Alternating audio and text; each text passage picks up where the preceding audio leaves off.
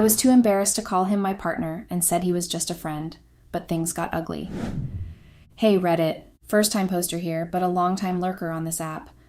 I never really thought I'd be the type to share my personal life on here because, honestly, I've always kept my problems private. But here I am, typing this out because I feel like I'm in a real dilemma and I don't know who else to turn to. I'm really, really hurt, confused, and scared right now. I fear I might be on the verge of losing my marriage over something that, at the time, I thought was a small joke. In hindsight, I realize how wrong I was, and I see now that what I said was incredibly disrespectful to my husband. I just didn't think it would blow up like this. I'm hoping and praying he can forgive me, but I'm not so sure anymore. My name is Veronica, and I'm 34 years old. My husband, Richard, is also 34. We've been married for about 4 years now, and for the most part, it's been amazing. Richard is truly the best man I've ever known. He goes out of his way to make me happy, always puts my needs above his own, and has the kindest heart. He's the kind of man that every woman dreams of marrying. Richard is an amazing person, and I think I really took him for granted. He's the kind of man who makes life easier just by being around. You know, the kind of guy who always has a solution for every problem, big or small. He's patient, understanding, and thoughtful in ways that make me feel safe and cared for. He remembers the little things, like my favorite flowers, or how I like my coffee, and he always knows how to cheer me up after a bad day. But I think, somewhere along the way, I started to take all of that for granted. I got too comfortable in the idea that Richard would always be there, no matter what. I stopped appreciating all the little things he does to make me happy, and I stopped considering how my words or actions might hurt him. That's what makes this situation so much worse. I didn't mean to hurt him. It wasn't intentional. But now, looking back, I see how dismissive and careless I was. And the worst part? I didn't realize how deeply I had hurt him until it was too late. The thing is, I started to grow bored. I hate admitting it, even to myself, but it's the reality. I'm not saying it's Richard's fault, because it isn't. He's done absolutely nothing wrong. He's been the same loving, thoughtful husband he's always been. Someone who would move mountains to see me smile. And yet, despite all that, I kept craving something else. I wanted something different, something new, something fresh. Our life together was safe. It was steady. And while I knew those were good things, great things even, I couldn't help but feel like something was missing. It wasn't that Richard wasn't enough. It was that I wanted more. I wanted to feel alive in a way that had nothing to do with the life we'd built together. At first, I fought against it. I told myself it was just a phase, that these feelings were normal and would go away after some things. I reasoned that everyone goes through periods of restlessness in a long-term relationship, and it didn't mean anything was wrong with us. I reminded myself of how lucky I was to have Richard, how good our life was, how much he loved me.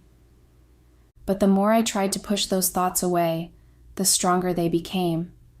I'd catch myself daydreaming about things I knew I shouldn't, about strangers whose faces I couldn't even clearly remember, about the many possibilities that were just outside the boundaries of my marriage. I started imagining what it would feel like to be someone else's affair partner. Even then, I tried to resist. I really did.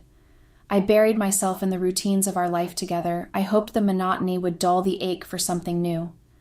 I poured myself into our home, picked up hobbies, even suggested we try new things together, spontaneous weekend trips, dance classes, anything to reignite the fire I felt slipping away. But nothing worked.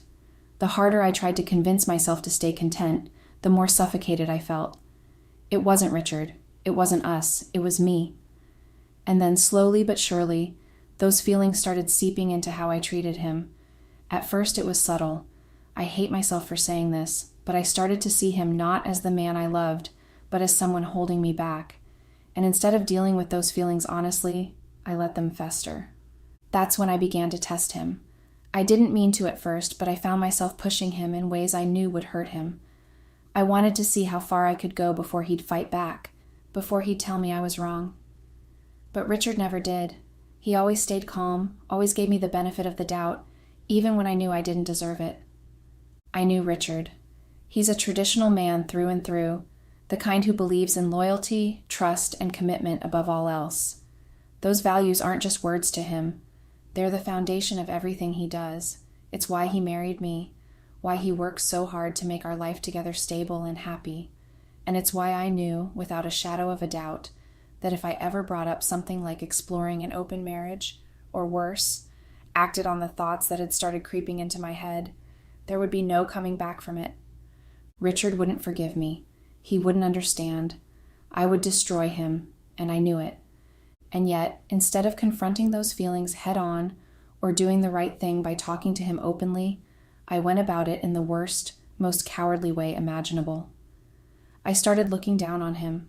It wasn't intentional at first. It wasn't like I woke up one day and decided to be cruel. But little by little, it crept in. I don't even know when it started. Maybe it was the first time I caught myself daydreaming about someone else's touch. Or maybe it was the first time I felt a twinge of irritation when Richard kissed me goodnight. All I know is that those feelings, restlessness, boredom, frustration, started to seep into how I treated him. At first, it was subtle. I found myself growing impatient over things that never used to bother me, like the way he always double-checked the locks before bed, a habit I used to find endearing because it showed how much he cared about our safety, or how he insisted on folding the towels a certain way, as if it really mattered. These little quirks that once made me smile now grated on my nerves. But it didn't stop there. Before I knew it, I was nitpicking everything about him. His jokes, ones that used to make me laugh until my stomach hurt, suddenly seemed corny and repetitive. His stories, which he loved to tell with so much enthusiasm, felt like reruns I didn't have the patience for. Even his affectionate gestures, like surprising me with my favorite coffee or leaving sweet notes for me to find, started to feel predictable. I knew how wrong it was. I knew that the problem wasn't Richard, it was me. But instead of addressing my feelings honestly, I let them fester. I let that resentment build up until it spilled over into my actions. Like I said before, it wasn't deliberate at first. I didn't wake up one morning and decide to hurt him, but I found myself pushing him in ways I knew would sting. I'd make snide comments about his habits, belittle his opinions and conversations, or dismiss his efforts to make me happy. Part of me wanted to see how far I could push him, how much he'd take before he finally called me out. But Richard never did. No matter how unfair or cruel I was, he always stayed calm, always gave me the benefit of the doubt. He'd look at me with those kind, understanding eyes, as if he was trying to figure out what was wrong so he could fix it, as if my coldness was just a phase he had to weather. And that only made me feel worse. Because the truth is, I didn't deserve his patience or his kindness. I didn't deserve him. And yet, even knowing all that, I couldn't stop. I kept pushing, kept testing, kept trying to provoke some kind of reaction, something to justify the way I was feeling. But Richard never faltered. He just kept loving me, even when I made it nearly impossible. I know it's ironic that I'm finally talking about this and admitting my fault, especially because back then, I refused to take any accountability for my actions. I always had an excuse. I told myself, and anyone who called me out, that it was just him overreacting. Whenever someone criticized me, I brushed it off as them not understanding the situation or being overly dramatic. But the truth is, it takes the real fear of losing something you suddenly realize is incredibly precious to finally open your eyes and acknowledge your faults. Looking back, I can see how horribly condescending and disrespectful I was toward Richard, both in private and in public. It wasn't just one thing, it was a pattern, a buildup of little actions that, on their own, might not have seemed like much, but together, they painted a picture of someone who had completely lost sight of what mattered. In private, I would criticize his interests, treating the things he loved as trivial or unimportant. If he spent time on a hobby that brought him joy, I'd dismiss it as a waste of time. I belittled his contributions to our home and our life together, nitpicking instead of appreciating the effort he put into everything. And when he opened up to me about his emotions, his struggles, or his day, I didn't listen with the compassion he deserved. Instead, I dismissed his feelings as if they didn't matter, or weren't valid enough to warrant my attention. I was even crueler when it came to how I saw him physically. I mocked his appearance, pointing out things I used to find endearing and turning them into punchlines. Even when he tried to be romantic or do something sweet for me, I barely acknowledged it. Or worse, I criticized it for not being enough. His affectionate gestures, the kind that used to make my heart swell, started to feel predictable to me, and instead of cherishing them, I ignored them completely. Then there were the times I challenged his decisions, whether it was something as small as a suggestion for dinner or as significant as a financial plan. I found ways to undermine him. I'd question his judgment or insist that I knew better, all while making him feel like his opinions didn't hold weight in our relationship. I was so wrapped up in my own restlessness, in my need to chase something new and exciting, that I didn't see how much damage I was doing. I took his patience and love for granted, and tested the limits of what he could endure. And yes, I was condescending and disrespectful everywhere, even in public. I can't even count the number of times I embarrassed Richard in front of his friends. I now realize how humiliating it must have been for him, and yet I never stopped to consider it at the time. I would undermine him at social events in ways that made it clear to everyone in the room that I didn't value him the way a wife should. I would correct him in conversations, as if he didn't know what he was talking about. It wasn't even about being right. It was about making sure he looked wrong, about asserting some kind of superiority over him. If he shared something personal or interesting, I would find subtle ways to diminish it, either by downplaying its importance or shifting the focus back to myself. And when others praised his achievements, I would ignore them or brush them off entirely, as though they didn't matter. Worse still, I would flirt with other men right in front of him, fully aware of how hurtful it was. I told myself it was harmless, but deep down, I knew it wasn't. I knew it was a betrayal of his trust, but I kept doing it, craving the attention and excitement I thought I was missing. I would deliberately spend time with other men, laughing too loudly at their jokes, leaning in just a little too close, all while pretending it was innocent fun. I even left him out of conversations entirely. At gatherings where we should have been a team, I would isolate him, turning my attention to anyone but him. I'd talk over him or shift conversations away from topics he enjoyed. And when I did include him, it was often just to point out something I thought he had done wrong, or to make a sarcastic remark at his expense. Looking back, I can see how all of these things must have chipped away at his confidence and his sense of worth. He was always so kind, so patient, trying to be a good husband even when I was doing everything I could to push him away, and still I didn't stop. I let my selfishness and restlessness take over, and in the process I disrespected the man who had done nothing but love me. It's one of my deepest regrets. So why am I making this post? Well, a few nights ago, Richard and I went out for dinner. It was supposed to be a simple, fun evening, just the two of us, a chance to reconnect after the tension and distance that had been growing between us. Richard had been the one to suggest it, and I knew he was trying to salvage whatever was left of our relationship. I should have taken it as an opportunity to show him that I cared, that I wanted to make things right. Instead, I let my impulsive, thoughtless side ruin everything. The evening started off fine. We got to the restaurant. The atmosphere was warm and inviting, and I could tell Richard was making an effort to keep things light and pleasant. But then the waiter came over. He was undeniably attractive, and instead of just noticing it and moving on, I let it get to my head. When he addressed us as a couple, I don't know what possessed me, but I immediately corrected him, telling him we weren't. I saw the waiter's confusion, his awkward apology before he walked away to take our order. It should have been a wake-up call, a moment to realize I had crossed a line, but instead I just brushed it off like it was nothing. I didn't even stop to look at Richard's reaction. When the waiter left, Richard confronted me. He looked hurt, more than I had ever seen before, and it was like a punch to the gut. But instead of apologizing right then and there, I doubled down. I kept telling him it was just a joke, that he was overreacting. It was such a stupid, childish thing to say, and yet I kept saying it, trying to downplay the situation and avoid accountability. Richard wouldn't listen, and I could see his patience wearing thin. It was as though all the little wounds I had inflicted on him over the past months had finally reached their breaking point.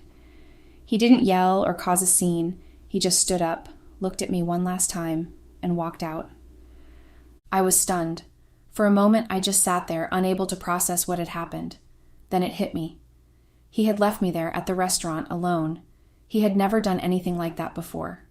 No matter how bad things got, Richard was always the one who stayed, the one who tried to fix things, and now he was gone. The rest of the night was a blur. I don't even remember finishing my meal or how I got home. All I know is that his absence hit me harder than I ever could have expected. It wasn't just about the dinner or the waiter. It was about everything I had done to push him away. For the first time, I started to wonder if I had finally pushed too far. When I got back home that night, Richard wasn't there. At first, I thought maybe he just needed some space, that he'd come home later to talk things over. But he didn't. Not that night, not the next day. Days passed, and I felt this growing sense of dread. I kept telling myself he just needed time to cool off, but deep down, I knew something was seriously wrong. I could feel the weight of my mistakes crashing down on me, and I didn't know how to fix it. By the third day, I couldn't take it anymore. I tried calling, texting, anything to reach him, but there was nothing, no reply, no answer. I was completely shut out. I felt like I was losing him, and I had no idea how to stop it. Finally, after what felt like an eternity, Richard came home. But it wasn't the reunion I had been hoping for. He wasn't angry, he wasn't shouting, but his words hit me harder than any argument ever could.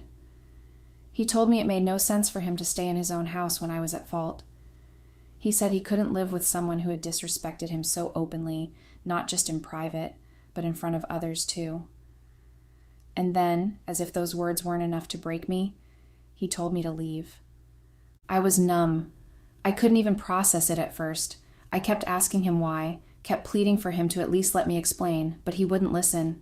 He just said that he couldn't be with someone who had treated him the way I had, and then just like that, he kicked me out.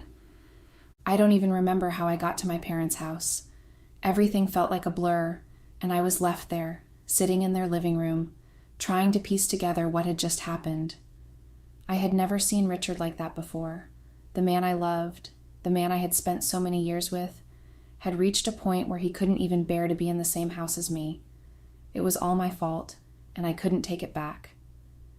It's been 2 weeks since that night, and things have only gotten worse. I've tried everything to make it right. I've sent him messages, apologized over and over, begged him to come back home. I've cried, I've apologized again, and still, he won't budge. He's closed himself off completely, and the worst part? Now, he's talking about divorce. He said he doesn't know if he can ever trust me again, that he doesn't know if he can live with the person I've become. I'm in complete panic mode. I've never felt this helpless in my life. Richard is everything to me. He's been the one constant in my life, the one person I could always count on, and now I'm at risk of losing him forever. I've destroyed the trust we built over years, and I don't know if there's anything I can do to repair it. He won't talk about reconciliation, he won't let me in, and it feels like I'm just fading further away from him with every passing day. I don't want to lose my marriage. I don't want to lose him. But no matter how many times I apologize, no matter how many gestures I make, it doesn't seem like anything is working. I'm terrified that I've pushed him too far, that the damage I've done can't be undone. And now, every day, it feels like I'm slowly losing him more and more. How do I fix things? I don't want to lose my marriage. Update. Hey, Reddit. Wow, I really wasn't expecting the kind of criticism I've received on here. I know I deserve it. Don't get me wrong. I'm not trying to deny or deflect my responsibility in all of this. I get it. I messed up. I'm not some saint, and I'm fully aware that I am at fault for everything that's gone wrong. It's all on me. I've been a shitty person, and there's no getting around it. I know that. I know I messed up in ways that can't be easily undone. I have no excuse for what I've done. I've been terrible, and I get it now more than ever. But please, I'm only human. This was a huge mistake, and the weight of it is killing me. I wish I could come back here with a happy update, but the truth is things are still really bad. Richard is still angry, and he's still saying he wants a divorce, and it feels like he's just done with me. There's no turning back for him, and I can see it in his eyes. His mind is made up. He says he's tired of being ridiculed, tired of feeling disrespected, tired of me taking him for granted, and I can't even blame him. He's right. I've hurt him in ways that I can't take back, and now, No matter how much I beg or apologize, he's pushing forward with the divorce. He told me that he's done, that he's not going to continue being in a marriage where he's constantly disrespected. He doesn't want me near him, near his life. He doesn't want me seeing his son. He's completely closed off, and no matter what I do, I feel like I'm just making things worse. I've tried, I really have. I've begged his parents to talk to him. My parents have stepped in trying to help, but it doesn't matter. No one can get through to him. Our friends, they're all on his side. They all see it from his perspective, and they all think he's right. They keep saying that he tried. He tried to talk to me, tried to make things work, and I just kept pushing him away. And they're right. I was so blind to what I was doing. I never saw how much I was pushing him to his breaking point until it was too late. Now I feel like I'm losing everything. The life we built, the love we had, it's all slipping away from me. I don't know what I would do without Richard. He's been my everything, and now it feels like I'm about to lose him for good. I'm so scared. I don't want a divorce. I don't want to lose him. I know I've screwed up, but I love him. I love him more than anything. Today he came over to my parents' house to drop off the rest of my stuff. It was like he was just closing the door on us for good. There was no emotion, no explanation, just him doing what he thinks is best for him. And now I'm sitting here, knowing that I don't have much time left before he completely shuts me out. I don't know what else to do. I've apologized a million times. I've begged him. I've done everything I can think of to try and fix this, but it's like he's already made up his mind. I just need help. How do I get through to him? How do I fix this before it's too late? I can't lose him. Please, I need advice. Update. Hey Reddits. So it's been a while. Honestly, I felt pretty ashamed to update for a while because of how much I got bashed and criticized on here the last time I posted. I think a lot of people saw my post on the Am I the Devil forum, and, well, the mockery just kept coming. It was a lot to handle, and I didn't want to face it. But after everything that's happened, and with a few DMs asking for updates, I've decided it's time to stop putting it off and just update once and for all. So, the big news. What I guess everyone was expecting but I wasn't ready for, I got served. My husband isn't reconciling. He's not changing his mind. He's done. He's really done. No couples counseling, no therapy, no working through it. He says he just wants me out of his life at this point, and I'm crushed. I'm absolutely crushed. I thought there was still a chance, that maybe I could fix it, that maybe he'd come around, but he hasn't. Every time I try to apologize, every time I try to talk to him, he shuts me out. And now, the papers are in my hands. There's no turning back. I feel like my world is falling apart. I can't even describe how much this hurts. I miss him so much, and all I can think about is how I messed everything up, how I pushed him to this point. I'm constantly in tears. I haven't been this low in forever. And I hate it. I hate myself for getting to this point. I've spent the last few weeks just wallowing in this depression, missing him like crazy, feeling completely lost and empty. I haven't worked in years, and now I'm being thrown into this overwhelming reality where I'm supposed to dust off my CV and get a job. Like, how do I even begin? The job market is oversaturated. I haven't worked in so long, and now I'm supposed to figure all of this out on my own. How? How do I even start? I don't know if I can. The weight of everything is crushing me. I've lost support from everyone. Everyone is on his side, and they keep telling me I deserve this, that I brought it on myself. And I know they're right. I don't blame them, but that doesn't make it any easier. I feel like I've lost everything. I've lost him. I've lost the support of my friends and family. I've lost my confidence, my sense of stability. I'm just lost. I've been coping in unhealthy ways. I've been binge eating, and I've gained like 50 pounds. I can't stop. I don't even care anymore. I've been drinking too, and I'm teetering on the edge of alcoholism. I'm trying not to go too far down that path, but at this point, I feel like I'm losing control of everything. I'm miserable. I feel so worthless. I know I've messed up beyond repair, but I'm still clinging to the hope that maybe, just maybe, there's a chance I can fix this, that I can somehow make him see that I'm sorry, that I want to change. But every time I try, he just pushes me further away. I don't know what to do anymore. How do I rebuild when everything I had is gone? How do I get back to a place where I can be okay again? I don't want to lose myself in this sadness. I just feel like I'm drowning and there's no way out.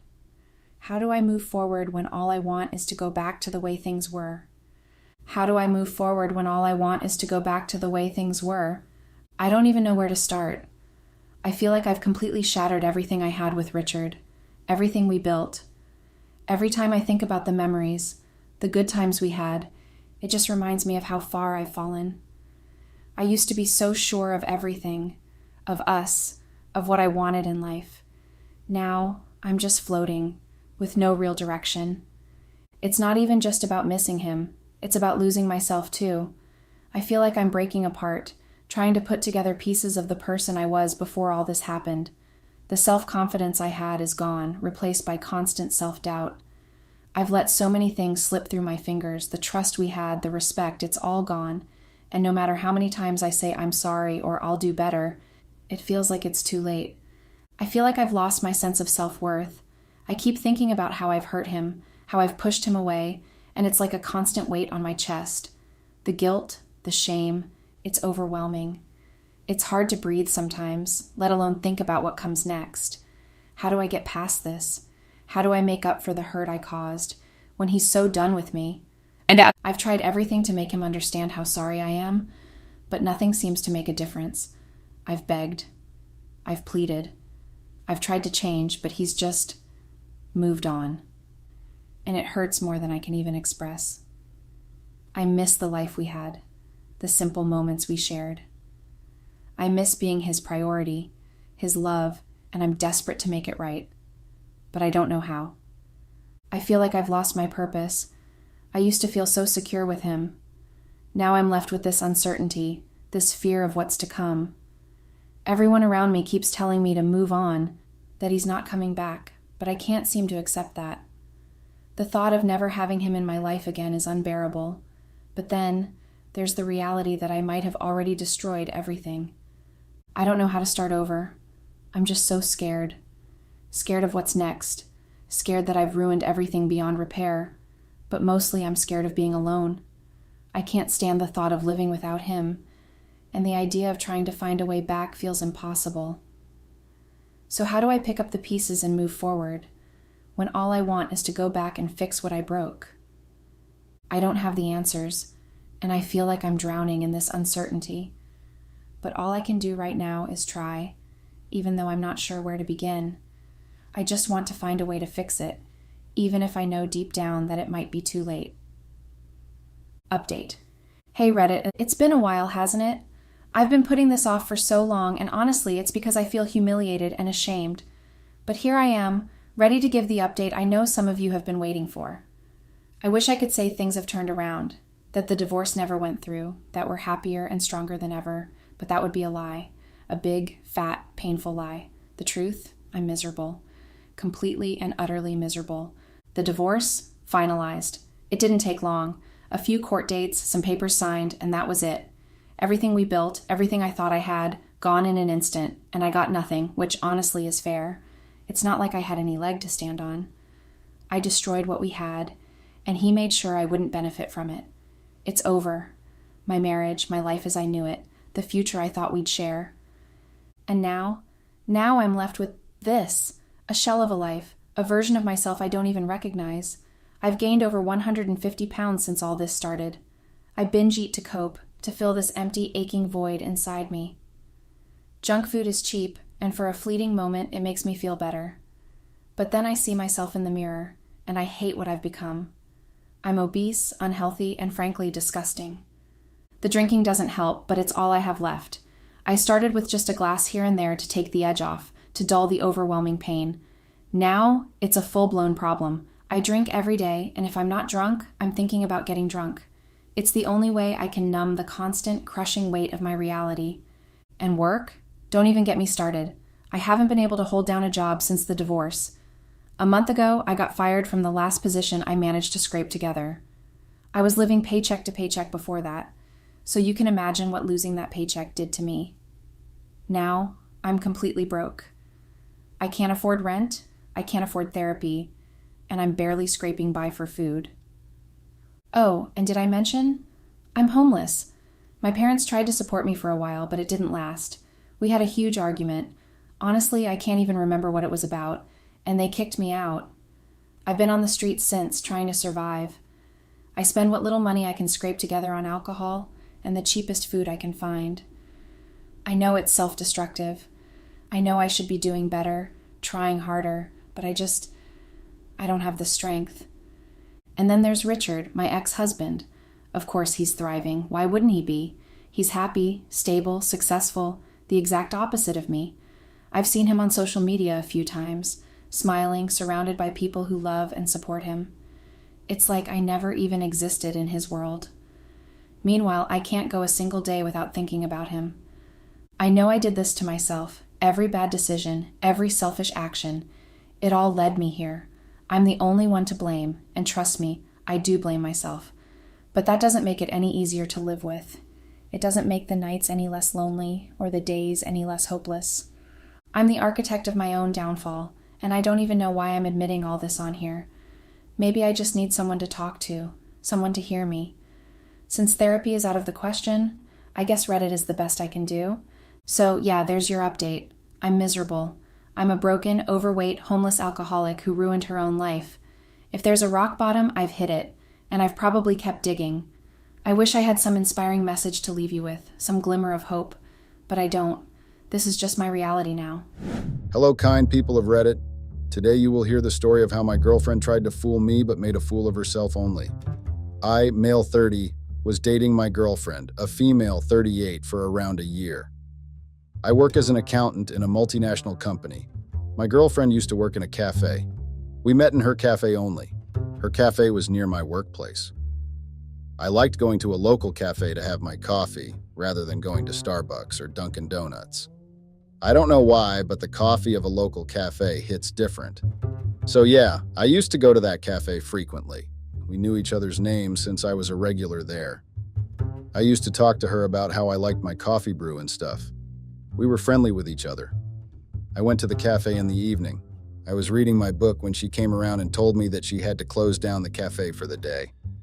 I was starting to get up to leave when I realized it had started to rain outside. The rain had started pouring completely out of nowhere, so I didn't even carry my umbrella. I was waiting outside the cafe on the pavement for the rain to end so I could walk back to my place. It was pouring so much that I couldn't even see anything. Soon, she came outside and started waiting with me on the pavement. She asked me about the book I was reading. It was Murakami. She said she reads his work as well and really likes it. For those of you who don't know Murakami and his work, let me tell you that it's really rare to find people who have read it and enjoyed it.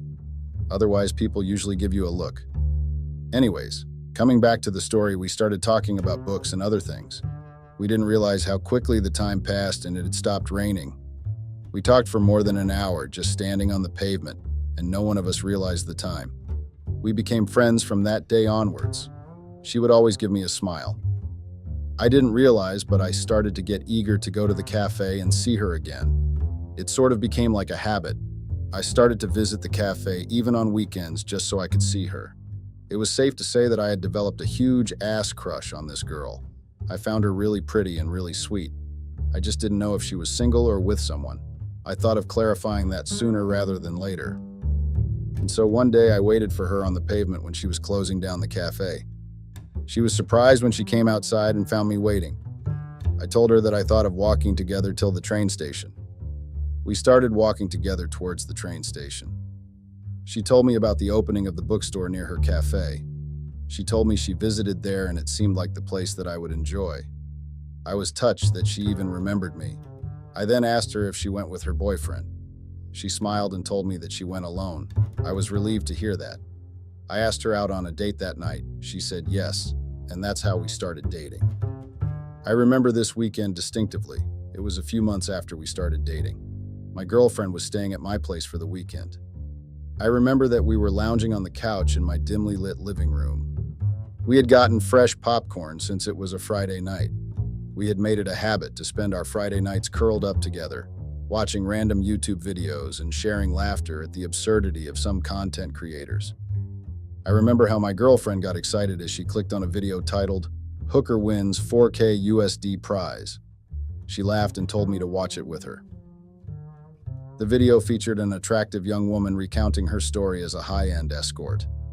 She had been hired for an exclusive party, and at the end of the night, she was awarded a cash prize of $4,000 for being the most sought-after companion. The woman's excitement and pride were evident as she displayed the wad of cash before the camera. She had a confident grin plastered across her face. I was shocked to know such things even exist. I had to go through so many numbers and files to make money, and this woman, that much amount in a single night. My girlfriend was equally shocked as well. She said she can't even calculate how many days it will take her in the cafe to make that amount of money. I don't know why, but a strange knot of fascination and unease formed in the pit of my stomach. "That's a lot of money," I said to her. My girlfriend nodded absently, her gaze locked on the woman in the video. "Yeah, it is. I mean, it's definitely not something I'd ever do, but you can't deny the money is tempting." Her words got stuck in my head. I started thinking if financial allure was enough to persuade people to betray their morals. I wondered if my girlfriend can get tempted by this too. I quickly shunned the thought from my head when my girlfriend laughed slowly and suggested we watch something less controversial. I dismissed the growing thought in my head. It was completely irrational. My girlfriend had never given me any indication that she would do anything to betray me. If she didn't like watching something like this, how could she do something like this? I thought to myself. The next few days passed quite normally. I'd forgotten about that afternoon and that YouTube video. Since we started dating, I kept visiting my girlfriend in the cafe. Everyone in the cafe knew me on a first-name basis by then. But a few days after that weekend, when we watched the YouTube video, my girlfriend's behavior changed. Whenever I used to call her asking if I should come to the cafe and she was free, she would tell me that she was quite busy and to come another time. We both were quite busy with our work on the weekdays, but we had a pattern where she would spend the weekend with me at my place.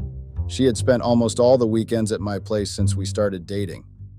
She started telling me that she couldn't come with me as she had to work late for some other reason. I believed her because I had no reason to doubt her loyalty. We haven't been dating for longer, but she seemed like an honest person, and our relationship was also going quite well. We started meeting less and less. But I didn't doubt that anything was wrong because every time we would meet, she would meet with so much affection that it made me so happy to notice that something was wrong. I shared this with my best friend. He has been my friend since we were in college. I was a commerce student, and he was a computer science engineer. He worked at an IT department of a multinational company just like mine. He was also famous or infamous for his hacking skills. I shared with my friend how sometimes I felt that my girlfriend was avoiding me, but whenever she would meet me, she would be all hugs and kisses. He laughed at that and told me that it was common with all girls. He told me how his girlfriend would do the same thing. He said she would also act mean on texts and then got cute when they met. I laughed at that. I hoped that he was right, and it was just that.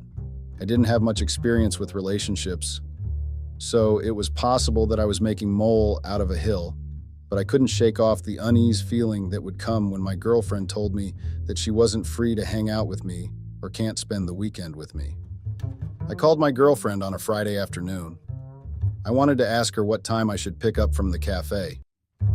Just as I called her, I hoped to God that she spends the weekend with me. I missed her. She picked up the call and told me that she has to run some errands and has plans with her friends from the cafe, so it's better if she stays at her place. I was really disappointed, but I hid it well and told her to enjoy the weekend. I then hung up the call. I was not sure that something was amiss. It wasn't like her to cancel plans for 2 consecutive weekends. As the time passed by, I knew that I couldn't ignore my suspicions any longer. The need to find answers had become unbearable, and I vowed that one way or another, I would unravel the mystery that changed my girlfriend's behavior. I decided that I will confront her and have a face-to-face conversation regarding the difference in her behavior. I called her on Monday and told her that I wanted to see her. I thought that she would give me some excuse again, but to my relief, she agreed to meet me. We decided to meet at a restaurant which was near both our workplaces. She told me that she would meet me there directly. I was waiting for her in the restaurant itself. When she came, she hugged me directly. She laughed. Her laugh sounded so contagious and genuine. It made me feel like everything was perfect. Once she settled down in the booth opposite me, I finally took her in. I haven't seen her properly for around 2 weeks. Every time I asked her, she would give me some reason. I didn't even know if it was genuine or just an excuse. She looked quite different that day. She was a barista, so it was obvious that she wasn't exactly rich. I'm not judging, just stating facts. To be honest, it was her simplicity that attracted me towards her in the beginning. But that day she was wearing jeans which looked like they were new and of a really good brand. She had a fancy bag with her. What caught my attention the most was the necklace she was wearing. I knew about that necklace when a friend showed me what his fiancée wanted for her birthday. I remembered that brand. It was Pandora, and I was sure it cost somewhere around $300 USD. She didn't used to have that kind of money to purchase things like that. I asked her how she got that necklace. She hesitated for a bit, but then told me that she wanted it for a long time, and when finally it was on sale, she used her savings and got it. I believed her. We ordered our meal. I began the conversation by asking how she was. She gave me a smile and told me that she was fine. We chit-chatted for a while. I asked her if there was any reason why she was ignoring me. At that time, I wasn't sure if I was overthinking or I actually saw guilt on her face for a second before she hid it. She came forward and held my hands. She told me that I was overthinking. I had told her that I had a habit of overthinking things. I didn't know if she was using my overthinking as an excuse to defend her actions, or was I actually overthinking? We talked for a while and everything seemed okay. There was nothing wrong about her behavior in person. She was still laughing, still smiling at me. I believed her that I was just overthinking and everything was okay between us. One thing about my girlfriend was that she used to usually hesitate when we would go out on dinner. She didn't like that I was spending so much money when we could have just had dinner at home. We even laughed about it. One time I told her that I don't think too much about money, and she replied sarcastically, "'Cause you have loads of it." We laughed then. I was just doing well. My job wasn't the highest paying job in the city, but it did well for me. I always picked the tab because it came naturally to me. My girlfriend never offered to pay, and I didn't want her to either. It had become a ritual sort of between us. However, that day when the waiter got our bill, she stopped me when I was getting my wallet and told me that it was on her. It was strange. In all the months we dated, this had never happened. I couldn't resist myself and asked her why she insisted on pay. She shrugged like this and said she thought for a change, she should pay as well. I told her she should spend her money wisely. She seemed offended by that for a second, but then quickly recovered and nodded. She told me that I should head back to my office as it was already past lunchtime and she would go to the cafe alone. I didn't like the idea. I told her that it's fine that the break is over. I could still drop her to the cafe, but she was adamant and told me to go to the office straight away. I hugged her and told her that I would like to see more of her. She nodded with a smile and we both went our way. Everything was going fine then. We would text each other throughout the day and she would go to sleep early at night. That's what she told me. I would spend the nights working or scrolling through YouTube since I had nothing better to do, and I had a habit of sleeping late. One night when I was scrolling through YouTube on my television, the channel with the hooker video started playing. It must have come in my recommendation because we watched it that day. I was already bored, so I thought, why not watch it only? They were having that party again. There was a guy with a mic who was introducing all the hookers in that party. He had announced that the winner would get $6,000 prize that night. They had increased the amount, I thought, and laughed.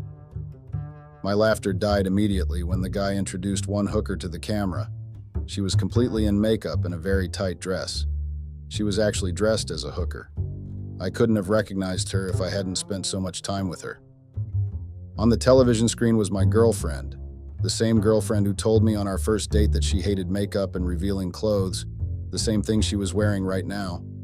I rubbed my eyes to make sure I wasn't seeing someone else, but I was sure as fuck that it was my girlfriend. She told her name to the guy in a sultry voice. That wasn't her real voice, but it was still hers. She didn't even tell her real name. I was actually confused then.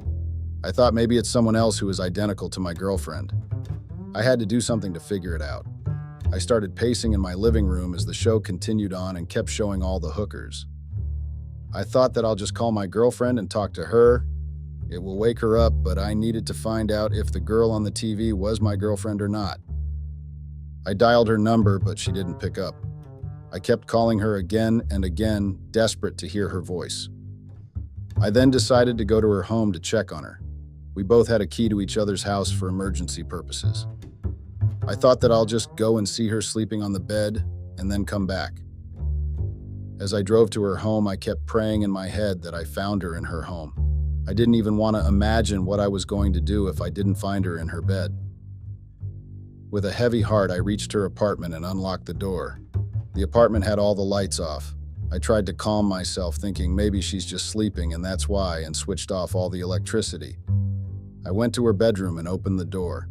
I switched on the lights and the bed was empty. The room seemed to shrink around me. I felt like the air was thick with tension and deceit. My heart was pounded in my chest, a relentless thud echoing through my body. I stared at the empty bed in her bedroom, my mind racing with questions and accusations. My suspicion had come true and my heart broke. The girl who promised me that she will never break my heart had done exactly just that. I felt so broken and so lonely in that moment that I had never felt. I got out of her apartment and got in my car and drove back home. I laid down in my bed as I started thinking about the whole situation. My girlfriend was a hooker. That much was clear, but there were still so many questions in my head. My palms were slick with sweat as I clenched them into fists, nails digging into my skin. The pain was a welcome distraction, grounding me as I grappled with the devastating revelation. How long had she been hiding this from me? Was our entire relationship built on a foundation of lies? I came back home and started pacing in the living room. I couldn't understand what was going on. There were so many questions, but I had no one who could give me my answers. How long has she been a hooker? I kept thinking. I felt nauseated as I thought if she had always been a hooker. I started thinking of all the signs in the beginning of our relationship. There must have been something off about her if she was a hooker, and how could I have missed it? I kept thinking, but nothing came to my mind. When I had started dating her, she was a simple girl who worked in a local cafe and enjoyed reading Murakami. Who was this girl on TV? As my mind got filled with all these thoughts, I started having a headache and then went to take a painkiller. I woke up the next morning on my couch. I didn't even remember falling asleep here. The medicine worked and I must have fallen asleep, I thought to myself as I checked my phone. My girlfriend texted me in the morning. I read her text. "Sorry, I was asleep when you called. Call me when you wake up." This was the text she had left me. I knew she was lying. Only thing which angered me more was that I was falling for her lies since God knows when. At this point, I was convinced that our entire relationship was nothing but just a sham. I switched on the television. I played the same YouTube channel that I did last night. The latest video was aired sometime around 3 a.m. My girlfriend was the winner at that party and she had won $6,000. I had felt enough hurt now. I couldn't behave like a heartbroken teenager anymore. My girlfriend had thought that she was the player here, and she could play me, and I would not bat an eye on her. I never doubted her because I trusted her. Now that the trust is gone and I knew her reality, nothing was stopping from making her pay. I decided to show her that she cannot escape the result of the damage done by her. I started thinking how I was going to make her pay. It didn't take much time to figure it out. She did all this for money, so now I was going to take that away from her. Even though I knew her truth, I still decided that before taking any action, I had to get sure about what she was doing behind my back. I was just thinking about all this when I got a call from her. She told me how she missed my calls because her phone was on silent and she was asleep. I told her it was fine. I didn't tell her anything about the previous night and acted normal. I confronted her earlier because I trusted her. I believed her to tell me the truth. Now I know she was betraying me and I had no intention of telling her anything. She told me she was leaving for work and I wished her a good day. I ended the call after that and got ready. I didn't go to work that day and instead went to her apartment. I knew that she had already left the apartment and was in the cafe. I entered her apartment and went to her bedroom. I wanted some evidence to confirm what I already knew. There was nothing in there except bags of quite designer brands. She had definitely gone shopping with her new money. My eyes then fell on her laptop. It was placed on her dressing table. I opened it. It already had an open browser. I found what I was looking for in her laptop. The browser had a hooker's website open. The account was already logged in. You must have guessed it by now, it had the profile of my girlfriend just with a different name. The pictures were her, the email address, the PayPal details, everything belonged to her. I saw her chat threads with various men. She was charging $150 for one meeting, and all these men were paying that. I felt like throwing up. The woman who I thought was the love of my life was actually leading a double life, and I had no freaking idea. I tried to find out how long it has been going on. The website finally showed that her profile was only made around a month ago. I opened the calendar on my phone and checked that date. I was not very surprised when I saw that her account was created on a Friday. It was the same Friday we watched that damn YouTube video. Everything started making sense. I remember that day. My intuition was right. My girlfriend can and has betrayed her morals for money. I was now sure that I wanted to execute my plan and take revenge from her. She betrayed my love and trust for money. If only she had asked, I would have given her everything I owned. I then went to another cafe to grab some coffee. I called up my best friend, who used to be a hacker. I told him to meet me at that cafe. By the time I settled down after ordering my coffee, my friend had arrived too. I told him that I had already ordered coffee for us and asked him to sit with me. We settled down and I told him everything from the starting till the end about my relationship and what I found the previous day and that morning at my girlfriend's apartment. He was shocked when I got to the part of the previous night and that morning. "What a bitch," was his first response. I had called her that quite a few times in my head already, so I didn't stop him. Before any of you give me a lecture about disrespecting a woman, please know she was living a double life. I had no respect left for her. He then asked me what I was going to do about it. I told him that I don't want to let her go so easily. He nodded to that. I knew he would understand, and that was the reason I had only called him, and no one of my other friends. I told him my plan. He was surprised and shocked when he listened to it, but I didn't need to convince him to agree to any shit. He was already in it. I told him that I wanted to strip her off everything. I wanted all her money gone, and I wanted her on the streets since she enjoyed being there a lot. He asked me how I was going to do it. I told him that he had to take out all the money from his PayPal account by using his hacking skills. I told him that I was going to make her homeless. He told me that I was taking a big step and asked me if I was ready for it. I told him I was ready for it and to get it done as soon as possible. He asked me for her email ID and I gave it to him. He left the cafe and I went to execute another part of my plan. I went to her cafe and found her behind the corner. She gave me a smile when she saw me. Her face was glowing. It wasn't the glow from love. It was the glow from her bank balance. I smiled, thinking how I was going to take that away from her. I hugged her as she came to me. I told her that I missed her. She said she missed me too. I asked her if she had some time to sit with me. She nodded and we settled on the corner of the cafe. We talked for a bit. She finally told me that her lease of her apartment was ending soon. I took that as my opportunity and told her she could move in with me. She seemed shocked and surprised that I had suggested that. She asked me if I was ready for that sort of commitment. I told her why not. She made a face like she was calculating something in her head. Probably how much money she would save on rent if we moved in together. She agreed and told me that she was really happy to start this chapter of life with me. I told her I was happy as well. She called her landlord and told him that she won't be renewing her lease as she was moving in with me. I gave her a fake smile and then left for the office. She called me around the evening telling me that she needed my help to pack her stuff and to shift everything to our home. I told her I'll be there to help her through everything. I had almost called her out then and there on the call, but I wanted to see her reaction when I told her that her game was over. I kept my calm and went to her place to help her pack everything. She asked me if I was excited. She was grinning from ear to ear. She told me that she can't wait to live with me. I lied through my teeth and told her that living together was going to be amazing. We were done in a few hours and then went to our place. Everything fitted in my truck, so we didn't need to call anyone for help. We just made our way home while she gave me her sweet smile throughout the drive. One night had changed things so much. Earlier, I used to love her smiles, but after I knew everything, I felt like throwing up when she smiled at me like that. We placed all the boxes in the living room. Just as I was done with that, my friend's message came. He told me that he would need some more time to transfer the money. Fuck. I didn't want to play this pretend game any longer, but I had to. I kept listening to her as she told me her plans on how she was going to make changes to the interior of my place.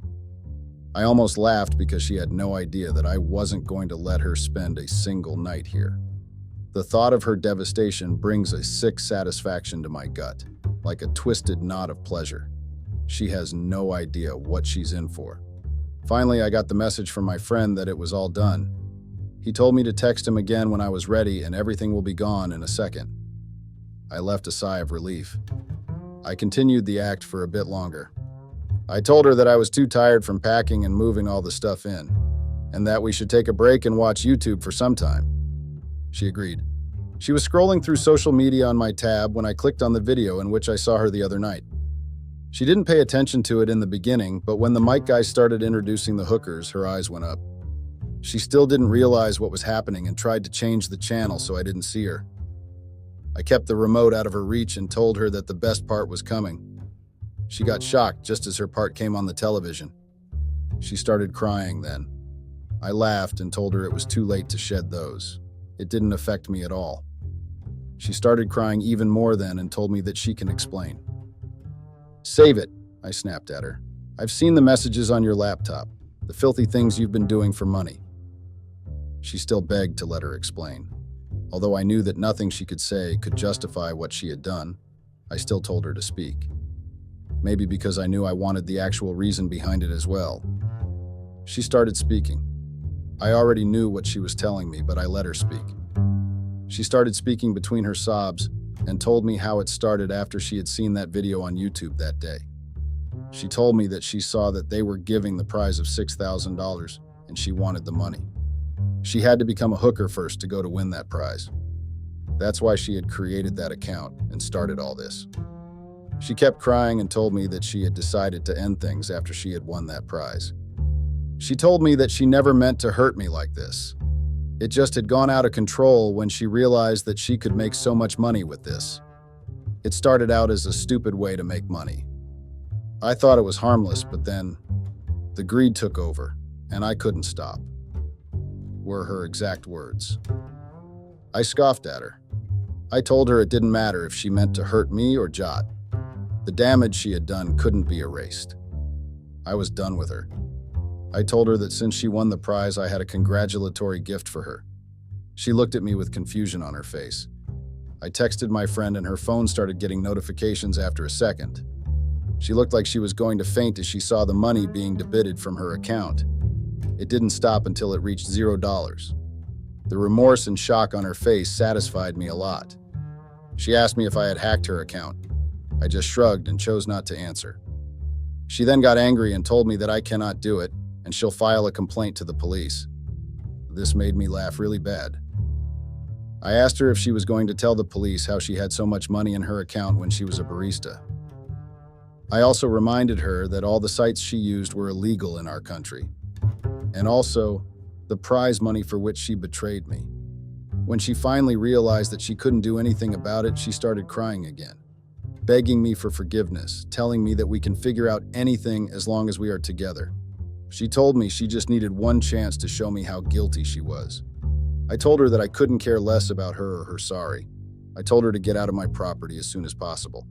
I took her boxes and kept them outside as she kept trying to stop me and forgive her a chance. She told me that she has nowhere to go and no money either. I told her that she should have thought about it before betraying me like that. I also told her that the sites she was using to get customers were banned as someone informed the authorities about them. We both knew who informed the authority about them. She kept crying and wasn't leaving when I finally told her to get out and that she wasn't welcome here. She left the apartment crying.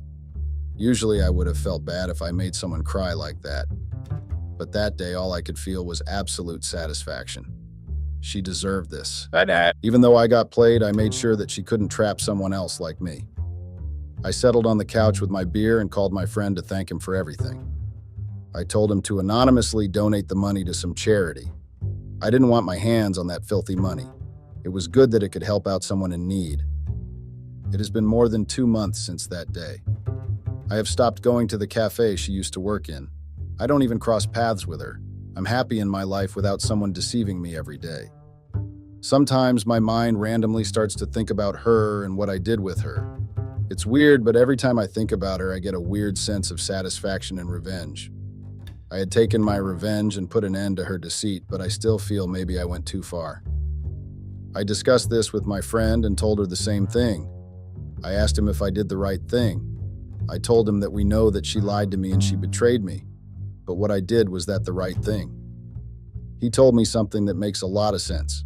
He told me that sometimes we gotta fight fire with fire. He was right about that. That bitch deserved it. Words of my friend, not mine.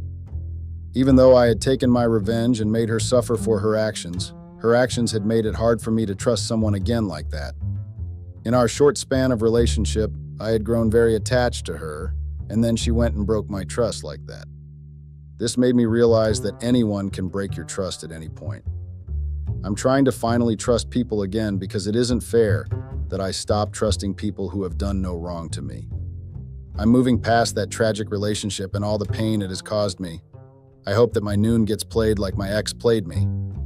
Anyways, if you came this far, thank you for listening to my story.